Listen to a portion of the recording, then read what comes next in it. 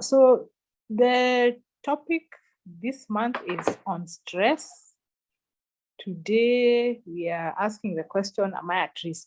So really just trying to look at what are the aspects of stress that perhaps we may want to look out for at a personal level. So I've not narrowed it to children today. Today I'm talking about adults, right?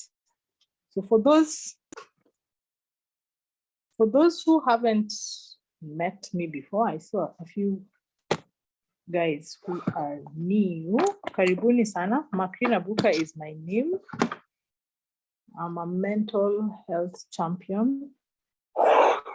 I run these meetings, these conversations on a weekly basis. I try, by and large, every Tuesday, we have conversations. And in the last 3 months, we've been having monthly themes. So we talked about sleep, we talked about alcohol, substance use in the family. And this time around, we're talking about stress. So what is stress? How do you guys consider stress? See something on the chart, excessive anxiety, Anybody else? May I try, Macrin? Yes, please. This is Anne. Okay, yeah. For me, I think it's may I say probably tension caused by some issues or challenges in one's life that one feels they are not coping with for one reason or the other. So the body becomes very tense, especially the mental part of it, trying to see how to cope with whatever challenge one is going through. Okay. Thanks. Thank you for that. Yes, that is stress. And she has put special emphasis on the mental part. So yes, it does affect our mental state, and then it also affects us physiologically. So broadly speaking, for today's discussion, we'll say that it's a mechanism that we all have as animals. Let's start from there. All animals experience stress, and it serves a purpose. And which is why in my invitation for you guys to participate, I did say that when we do not experience stress, we potentially could die. And if we experience a lot of stress, we could also potentially die. So what is the safe space where we should be experiencing it? And it is necessary because it is a process that nature has provided for our survival. So it's a body's way of responding to any kind of demand or threat, you know. And when you look at the threats, this could be real or imagined. So a real threat could be, I'm seated here and then a snake shows up. So that is a threat because potentially it could bite me. If it's poisonous, it could hurt me, or otherwise it could just hurt me, you know. Imagined is, I hear a rustling sound and I imagine that there's a snake in the room, and now I am scared. I have not seen a snake, but because of the sound that I've heard, I believe that there may be a snake in the room, and now I experience the response, right? And the response is intended to support our survival. That is the objective of that response. So, real or imagined, it's a demand or a threat. If it's a demand, yeah, so our body trying to protect us in a sense, right? So in the process of dealing with these demands or threats, we are triggered to either freeze or fight or flee, depending on our assessment of the situation. If we feel we have the resources and the wherewithal to address the threat, you know, then we will fight it. If we feel we don't have the wherewithal, to, extinguish the threat or the demand, then we remove ourselves from it. So we flee from it.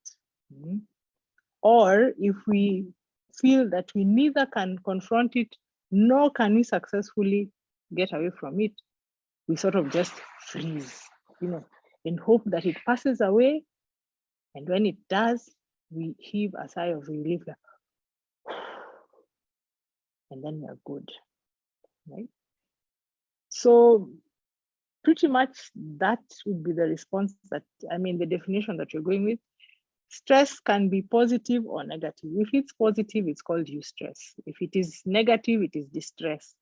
We'll be focusing a lot on distress in our conversations in the next 3 weeks. Now, a key point that I'd like to highlight here is that we have within our systems what are called mirror neurons. So what the mirror neurons do is that they are able to perceive what the person in our space is perceiving and respond to them at a subconscious level. So what this means when you talk about stress is if I am with you and we've not even spoken and you're highly, highly stressed, my mirror neurons will pick from your mirror neurons that you're stressed. And if I don't have within me a process that I use to manage stress, I could pick on the stress that you're experiencing. So what does that mean in our respective spaces? It means in the family setup, if one of your family members is stressed, then you could pick up on the stress that they have, and you equally could be stressed at the same level, lower, or even higher. So just it's in other words saying that stress is infectious in a sense, So if I'm speaking to you now and I'm stressed, you are likely to pick up on it, and it might make you uncomfortable, more likely than not, make you uncomfortable. Depending on where you are on the stress threshold, it could move you from one level to the next. Yeah. All right.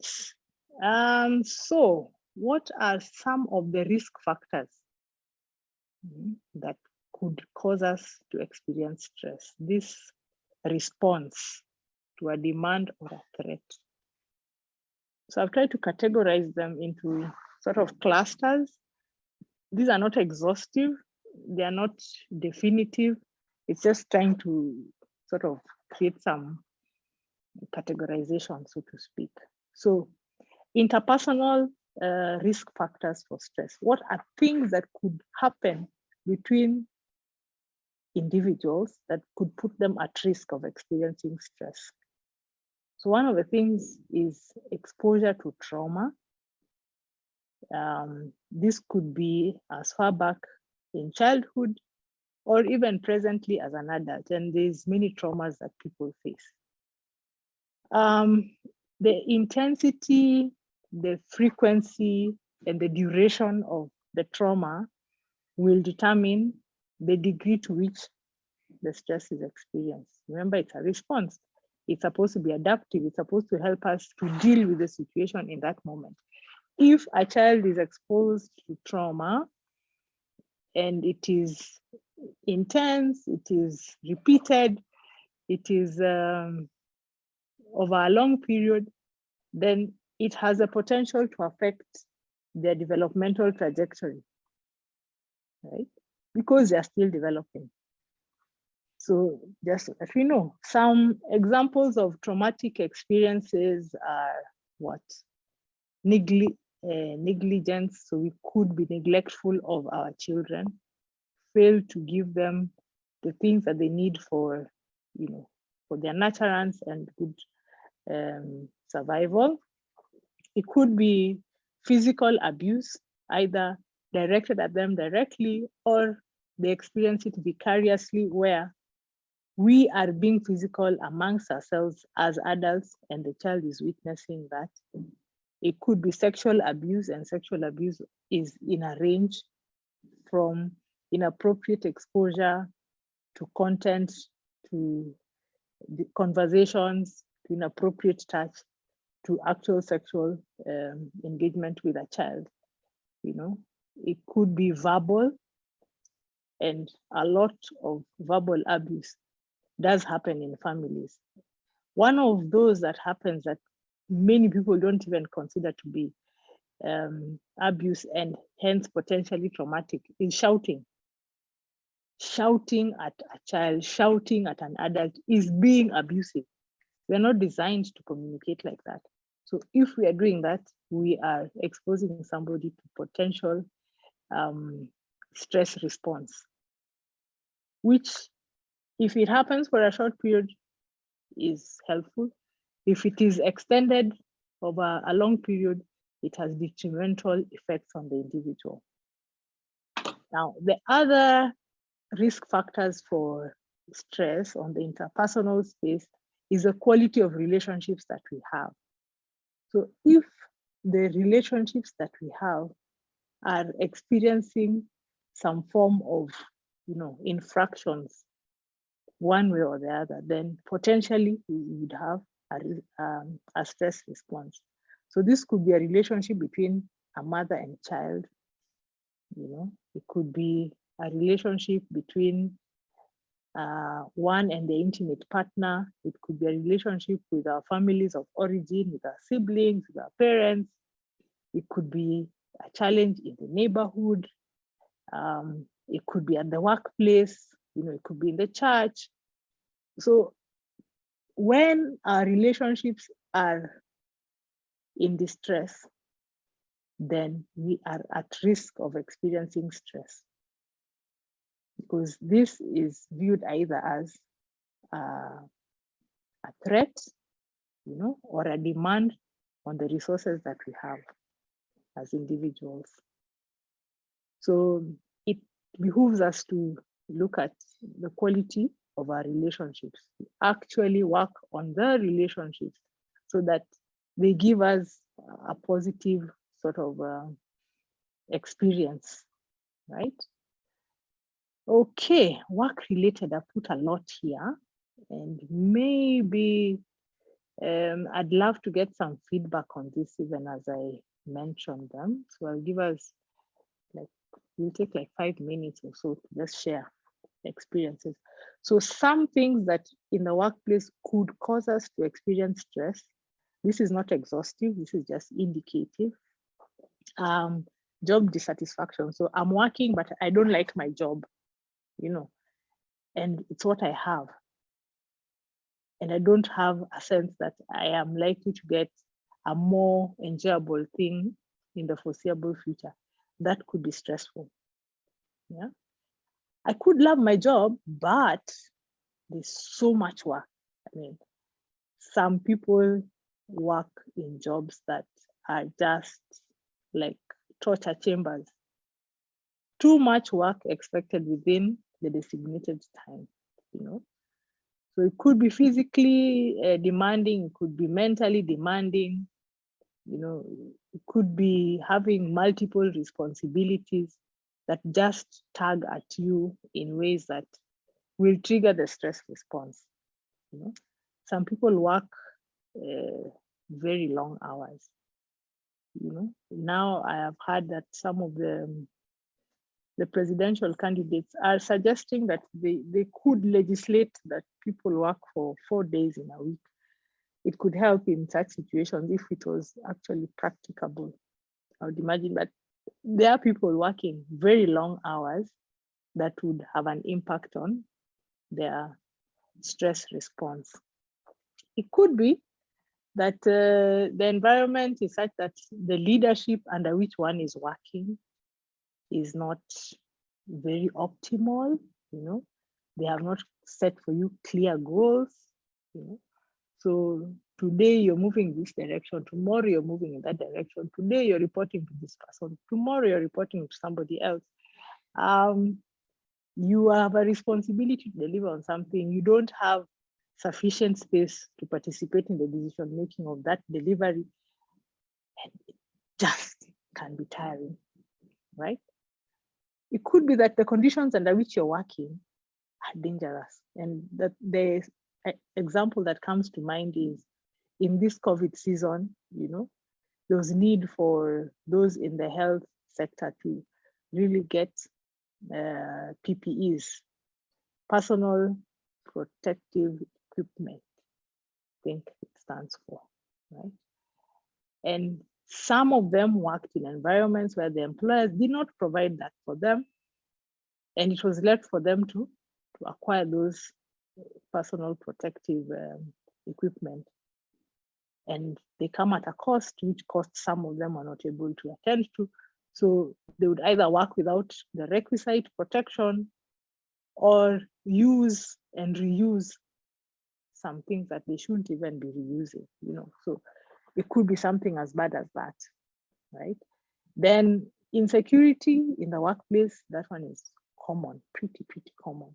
If you're not sure whether you'll be in employment tomorrow or you're on contract, it could be renewed, it may not be renewed, the conversation with the manager is not happening, the time for your contract to lapse is really close, you haven't found an alternative, that can be stress triggering, right? You could lose a job, and possibly some of us here have lost jobs.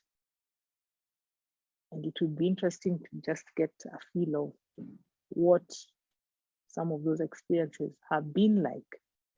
There could be discrimination in the workplace. This happens in some workplaces, and this can be extremely uncomfortable.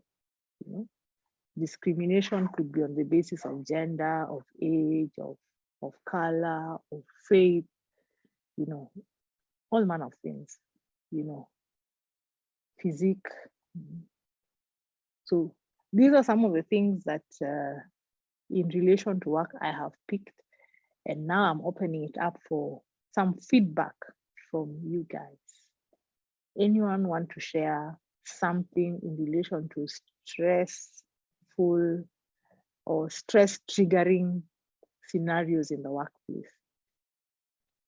When you could be stressed because your pay is not commensurate with the kind of work you do.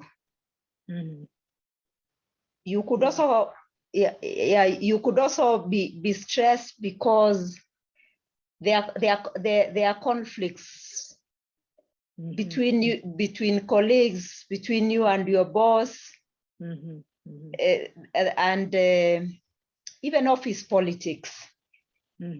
Yes, those very caustic. Yes. True. Yeah, thanks for sharing those. And the thing about work-related stress is that it has the potential of transforming to being traumatic, because we spend most of our waking hours in the workplace when we are engaged, So if that environment is not conducive, then it becomes really intense, Any other contribution that one would like to make on this?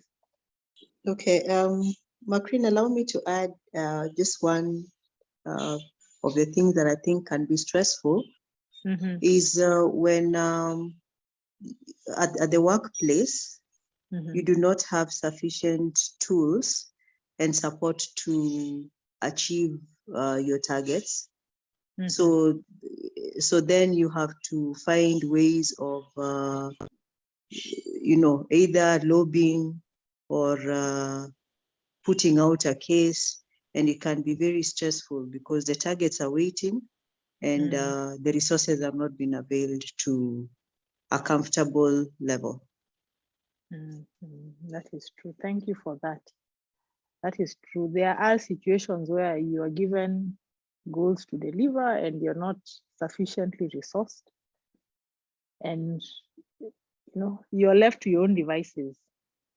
So as a conscientious worker, you'd want to deliver on what has been given to you, but the practicality of it on the ground is something else. So So that has the potential of triggering stress for the worker. Thank you for that. Okay, so switching gears a bit, related though, we have life events, you know, life happens, we say. So some of these are positive life events, but are stress triggering anyway. So like the first one, getting married, I think is a good thing. I would imagine anyone who thinks not, it's okay. Broadly speaking, it is considered to be a good thing, especially if one does so willingly. You know, if you're forced into it, that's a different experience altogether. But where you make the choice that, hey, I want to get married, one looks forward to that, you know, milestone in life.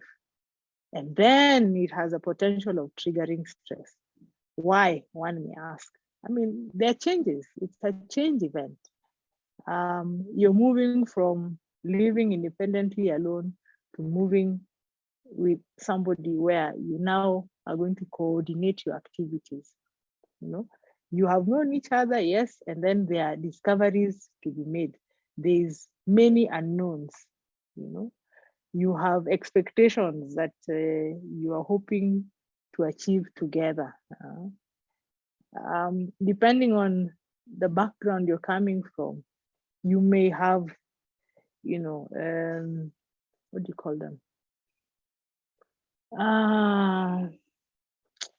Family entanglements that could affect the setup of your new family. So it has the potential to be really nice, and then it also has the potential to be stress triggering. So having that awareness, I think, is a good thing. And then having sort of mitigating plans around that is also helpful. Moving to a new home. This is potentially a good thing, depending. And then it could be stress triggering. Now, why do we move homes? Usually there's a valid reason. You may not like the reason, but it's a valid reason. What are some of the reasons that would trigger us to move to a new home? Loss of income, so you have to adjust downwards as a family. Yeah, true. And the opposite could also be true. Yeah. Thank you. Any other reasons that people move to new homes? Yes, you can move because you are, maybe you are transferred, or you just or you relocate, and therefore you have to move. You have to move homes. Yeah. Yeah, or you get married. You do the first one there. You get married. Yeah, or you go to school. Yeah. So many reasons why we may need to move. It has a potential to be stress triggering. One, it could be motivated by something that we'd much rather not prefer, like the example given. You've lost your source of income, so there's a need to manage your resources in a different way. It could be pursuing things that you're actually happy to pursue, but it's taking you to a different environment than you're used to. You know, so it could be a weather change, there could be cultural changes, there could be myriad changes, you know, that affect the move, right? So yeah, the potential is there. There could be chronic illness or injury to self or to persons near and dear to you. You know, so if you're injured, it means you have limited mobility. Things that you were previously doing for yourself, now you need support with. You sort of immobilized. It could be for a short period or an extended period, don't know. Or you could come by a diagnosis of a chronic illness, you know. So I was living my life this way, and now I have a diagnosis of, I don't know, diabetes type 2. So there's a place for, I need to change how I eat in terms of the quantities, in terms of the frequencies, in terms of what I'm eating. That shift may not be an easy one to make. So it could trigger stress. It could be a child has been diagnosed with, even a serious illness like cancer, or a loved one, even a colleague or a friend. So the area of illness has a potential to trigger the stress response. Then for many of us here, when we move from being dependent on our parents to being independent, there's the transition to supporting the parents. Now, depending on where you are in the life curve, your parents may be aging, and as they age, they may have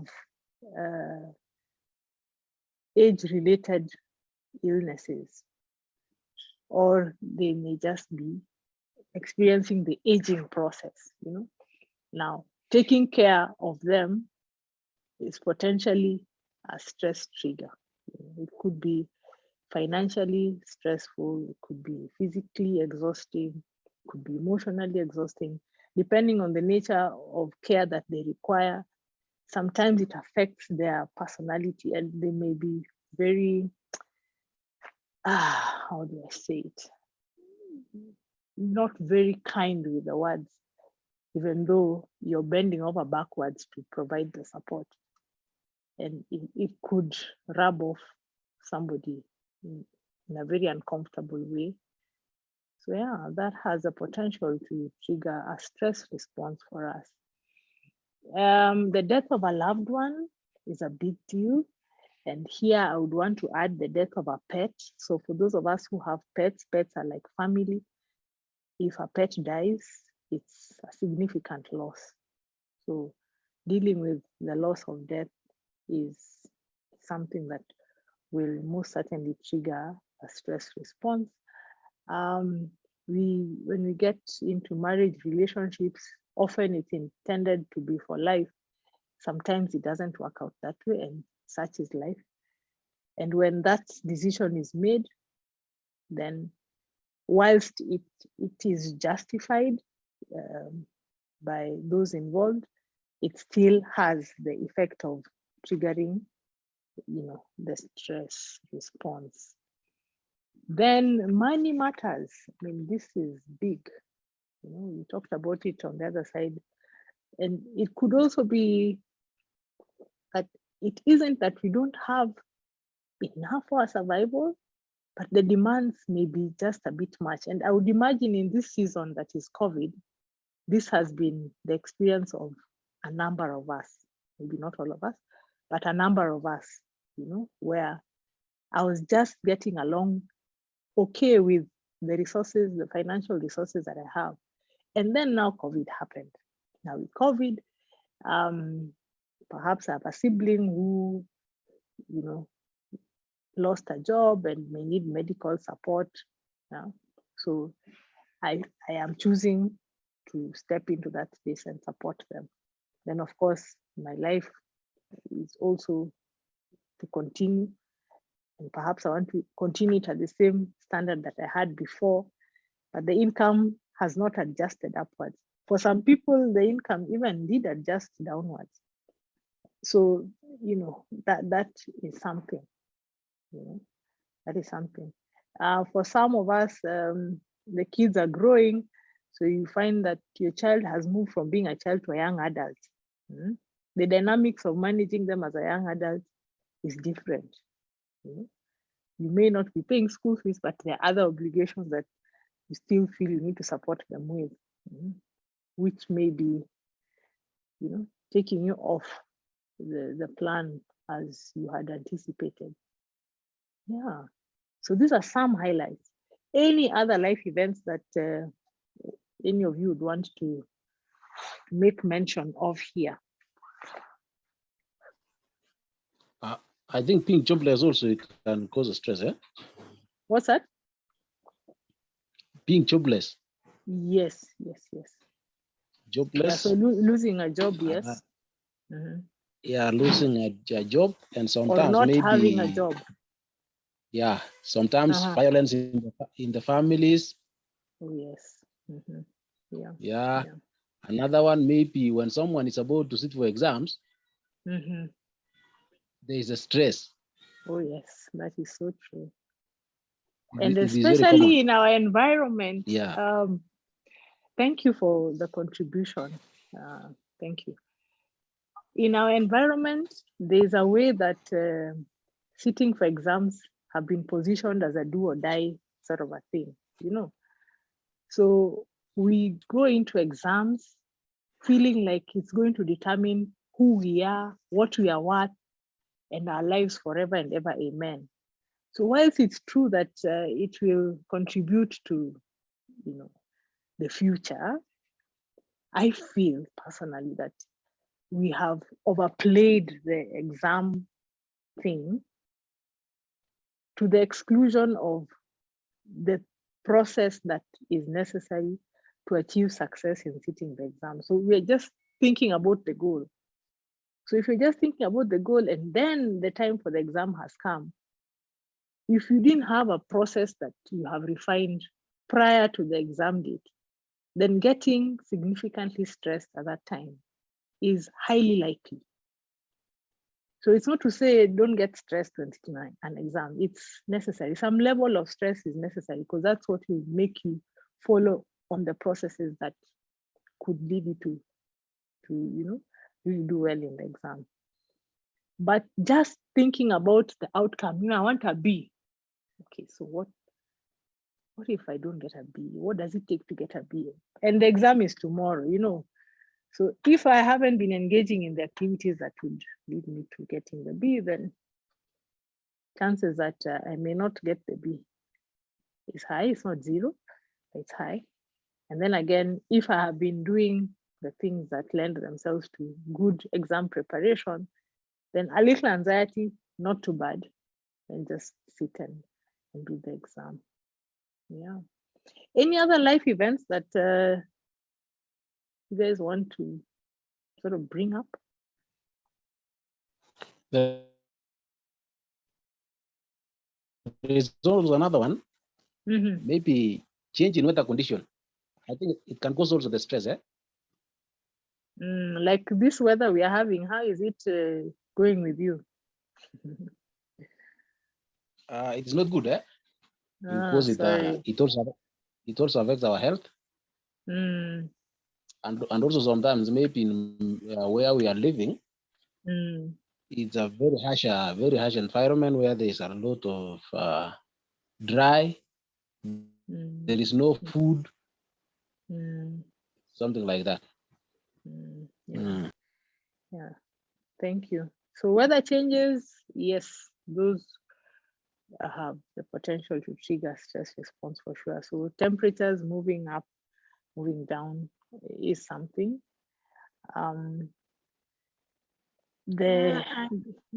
Yes, go ahead. Can I add something?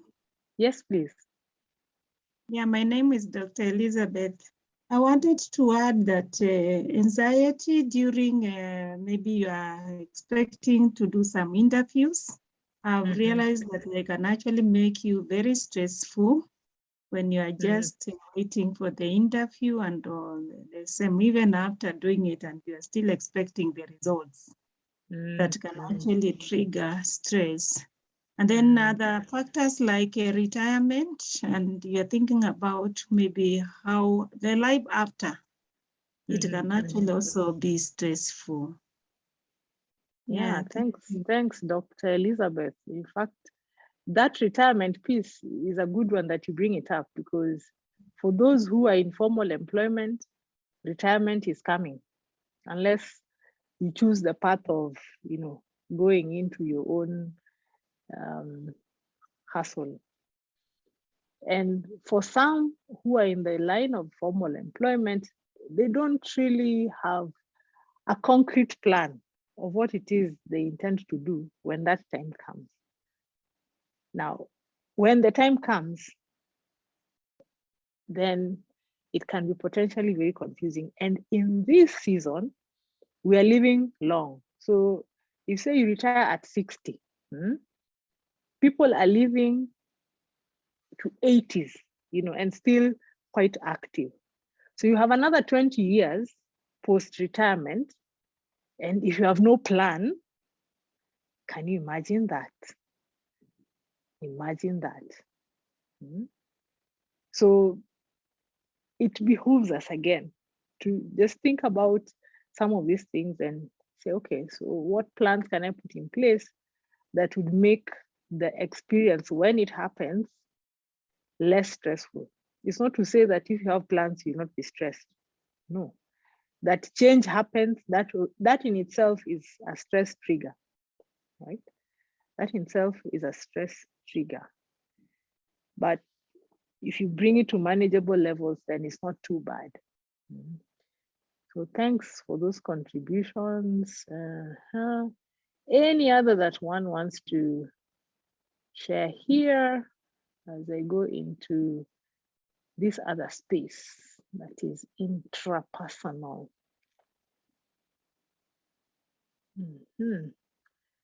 So here, what we are looking at is what are some of the things that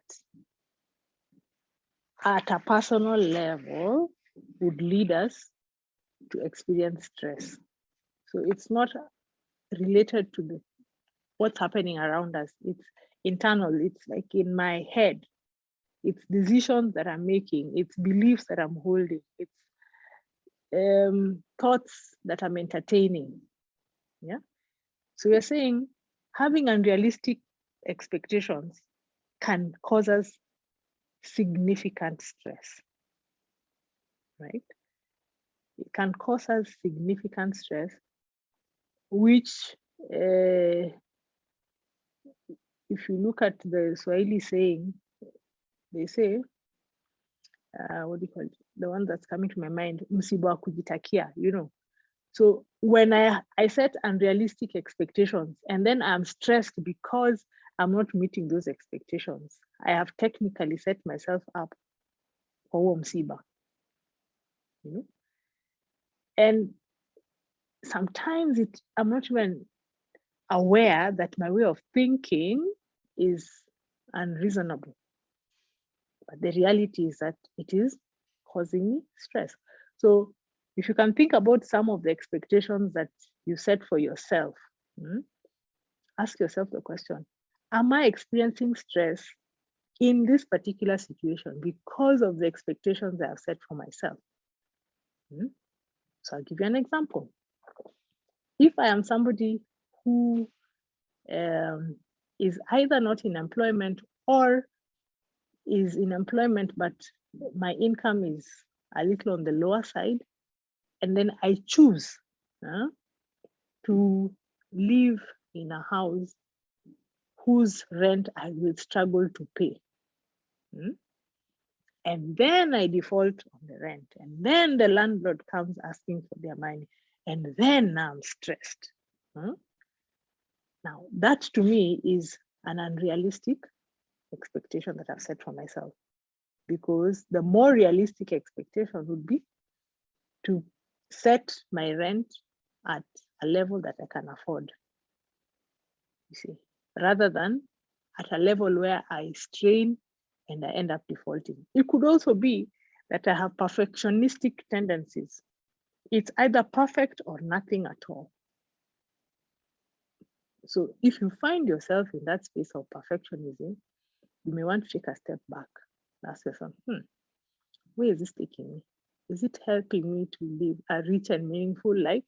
Or is it causing me to be distressed on an ongoing basis? Often we may want to get out of that perfectionism space, and it is difficult on our own. So this is the place where working with someone in the know, like those in the mental health profession, becomes helpful, right? Their beliefs and ways of thinking, So we say in the mental health space that there are ways of thinking that have the potential to hurt us. Yeah. They were functional at a point in time. With the passage of time, they have ceased to be functional, but we continue to hold on to them. So an example would be having a very narrow range of looking at things. We usually call it dichotomous thinking or black or white thinking. So something is either good or bad. They're either kind or they're nasty. You know? And the reality of life is that things are contextual. Macreen may, in this instance, act in a way that I feel is extremely, extremely out of line. And in the next context, act in the exact same way, and it's acceptable. You see. So if we go with black or white and say, oh, Macreen did not agree to meet with me, and therefore she is inconsiderate. The next time when there's a need to have a meeting, you may not even extend the request, and yet the next time Macreen will be available. You see, so it limits you, and Macreen could be holding the key to some significant accesses that you're looking for.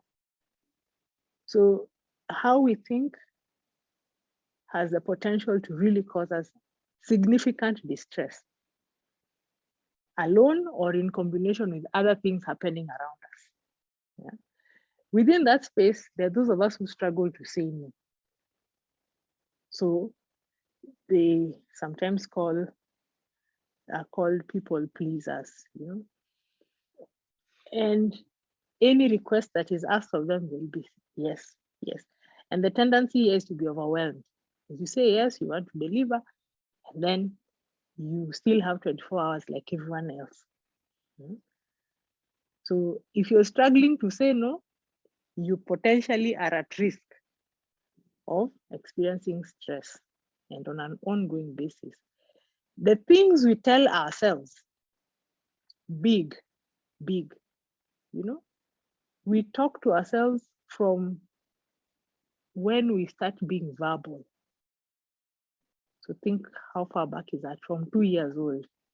So a 2-year-old, when they're playing, they've learned words, they are speaking to themselves, but outwardly. So you hear them playing and they're saying, oh, mommy, and then daddy, and then sister. Yeah? They're having this back and forth conversations, and they're referring to themselves as they play. And then as they grow older, we internalize those conversations. We start having them in our heads. So the big question is, how are you speaking to yourself? If you're speaking negatively, now what is negative self-talk? I'm so stupid. How come I couldn't even think of that? Who does that? I did that. I must be crazy. You know?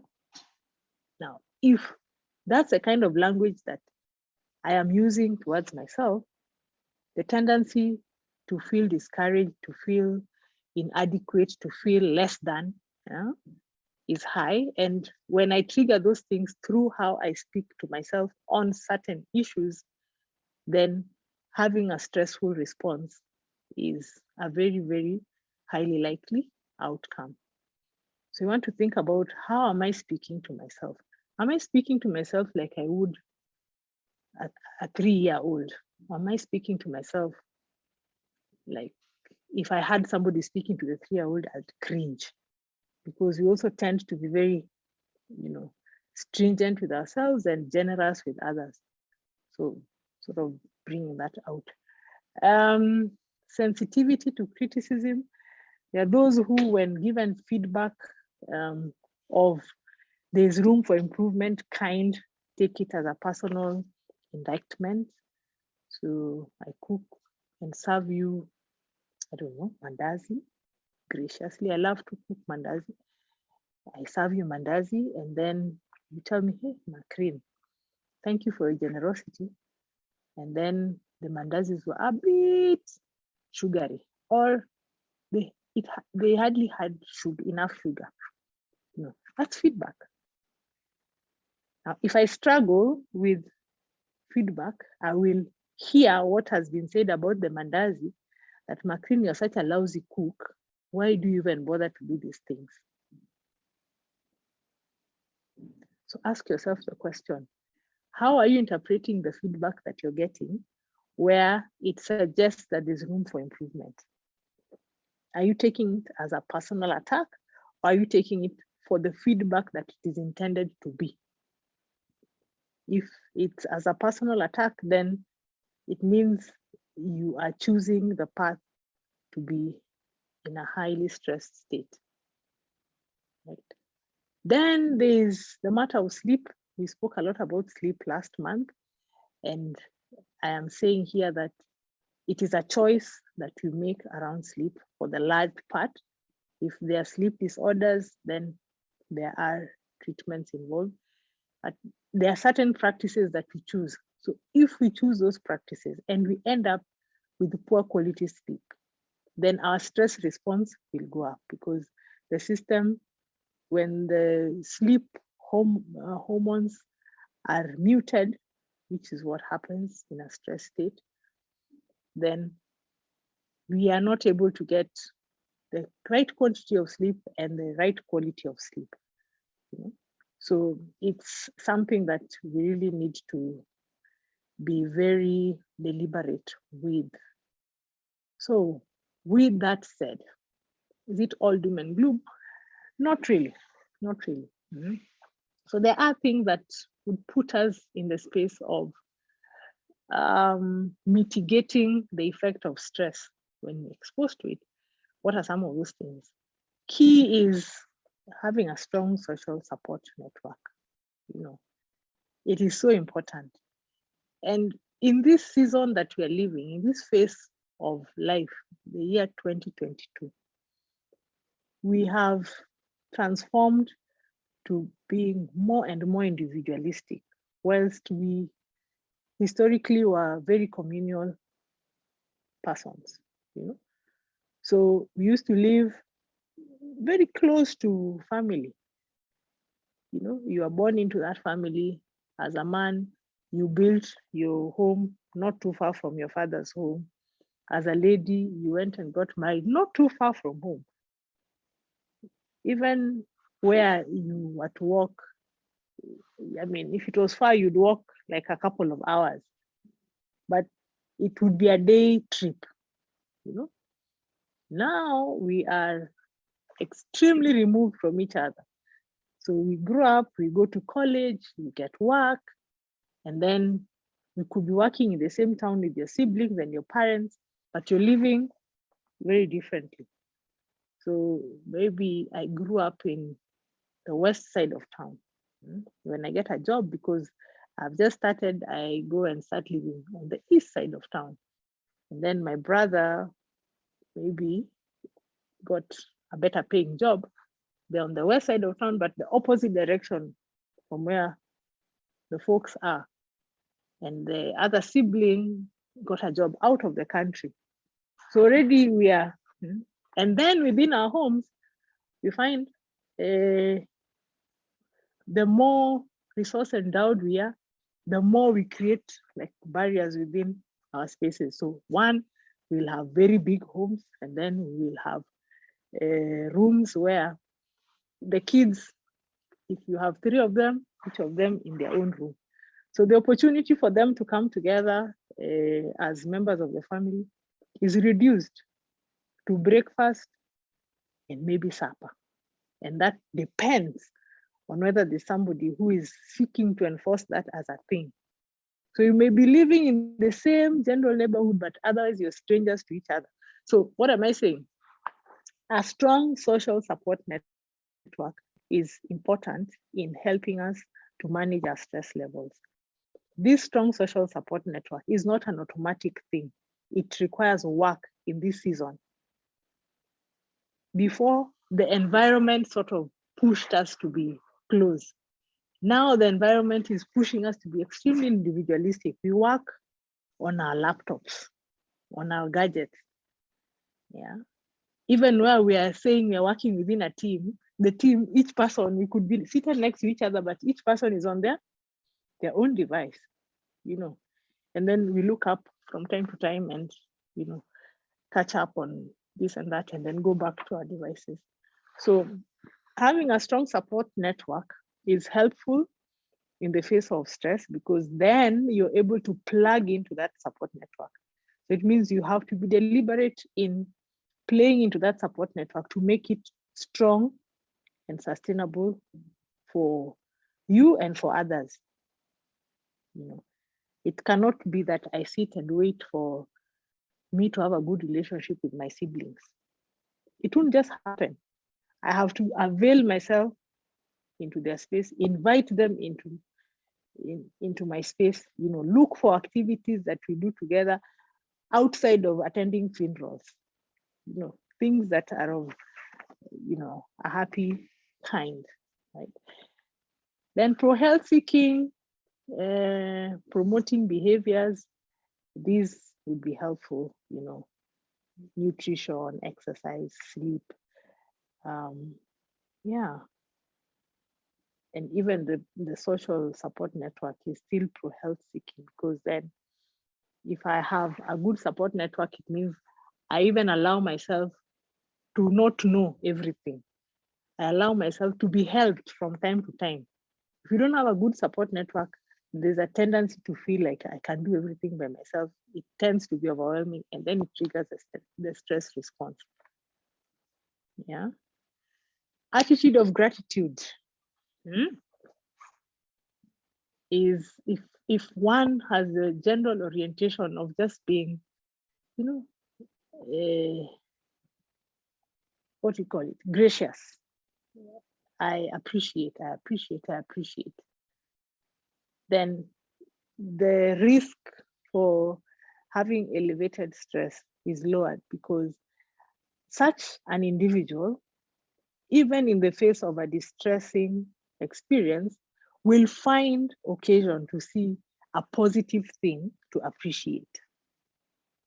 So the question is, where are you in that spectrum of things? You know? What choices are you making?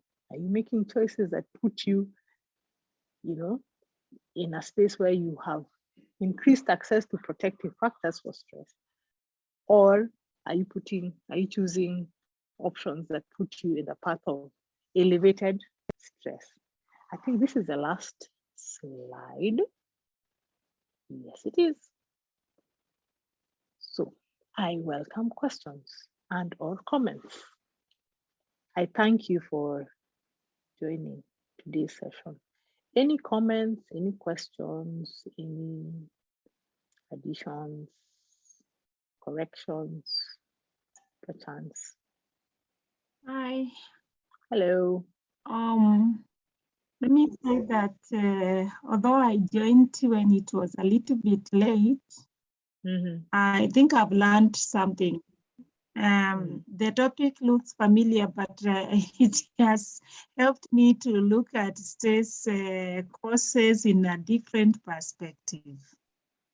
And I think all of us, we are undergoing moments in life that you, even if you are an expert, you're still finding yourself across meeting issues that actually want to expose you to stress. But this is a reminder that we need to be careful, and also need to looking for ways on how to manage ourselves, I think is the best. And also being also observant to our family members, how they are behaving again, because you may be taking care of yourself, but the others are also victims, and then they also affect you and become also a victim of stress. So this is a good program. Thank you so much. Thank you for that feedback, Dr. So there being no other comment, I would say we close it at this point. And I thank you for participating in the conversation today. I wish you guys a productive and stress-free week ahead. Not zero stress, but you know, not stress that you cannot deal with. Just enough. Thank you so keep much. you motivated. Thank you. Thank you. All right, bye. Thank you.